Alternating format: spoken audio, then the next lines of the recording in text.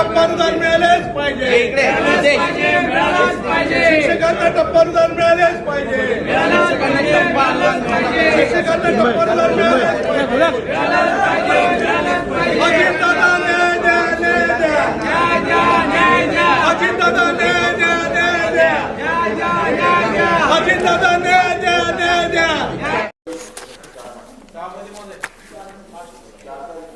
याच्यानंतर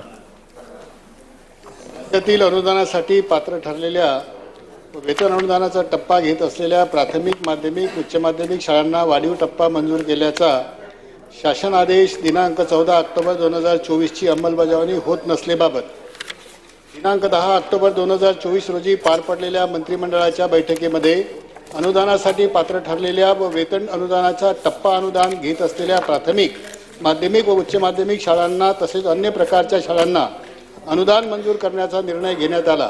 त्यास अनुसरून शासनाने दिनांक 14 ऑक्टोबर 2024 रोजी आदेशही निर्गमित केले।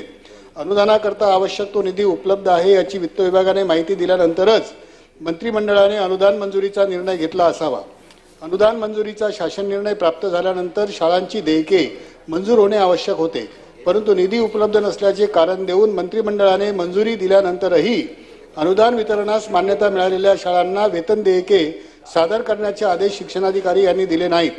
अनुदान मंजुरीचे आदेश दिल्यानंतर प्रत्यक्षात शाळांना अनुदान वितरित न होण्याची ही बाब यापूर्वी कधीही घडलेली नाही।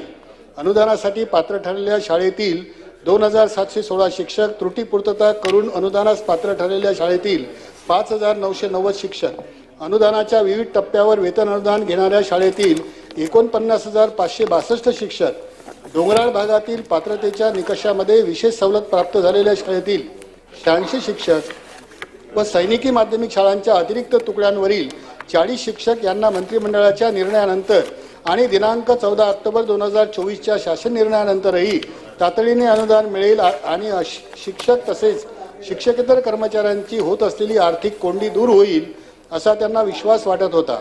परंतु अनुदानाची आतुरतेने प्रतीक्षा करणाऱ्या राज्यातील 58,394 शिक्षक आणि शिक्षकेतर कर्मचाऱ्यांना दिवाळीपूर्वी अनुदान प्राप्त होईल अशी आस धरून बसलेल्या या सर्व कर्मचाऱ्यांच्या आशेवर पाणी फेरले गेले।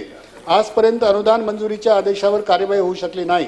प्रगत आणि पुरोगामी राज्यातील मंत्रिमंडळाच्या निर्णयाप्रमाणे प्रत्यक्ष अनुदानाची कार्यवाही न झाल्यामुळे 58,394 शिक्षक आणि शिक्षकेतर कर्मचाऱ्यांवर दुर्धर प्रसंग निर्माण झाला आहे।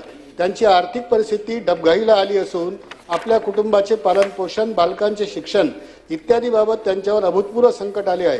याची नोंद घेऊन राज्य शासनाने अनुदानासाठी तातडीने निधी उपलब्ध करून मंत्रिमंडळाची गरिमा राखावी अशी विनंती या विशेष उल्लेखाद्वारे मी शासनास करत आहे। आता अनुदानित शाळेमधील शिक्षक व शिक्षक इतर कर्मचाऱ्यांचे वेतन वेळेवर होत नसल्याबाबत टप्पा अनुदान घेणाऱ्या शाळांचे वेतन 1 तारखेला होत नाही। प्लॅन व नॉन प्लॅन अशा 2 प्रकारच्या शाळा असल्याने प्लॅन मधील शाळा वेळेत बजेट उपलब्ध होत नाही, त्यामुळे टप्पा अनुदान नसलेल्या तुकड्या शाळा यांचे पगार 2 ते 3 महिने होत नाही, त्यामुळे या शाळेतील कर्मचाऱ्यांची आर्थिक अडचण भासते। त्यामुळे प्लॅन मध्ये असलेल्या शाळेतील योग्य ती तरतूद करण्यात यावी, म्हणजे कर्मचाऱ्यांचे वेळेत वेतन होईल।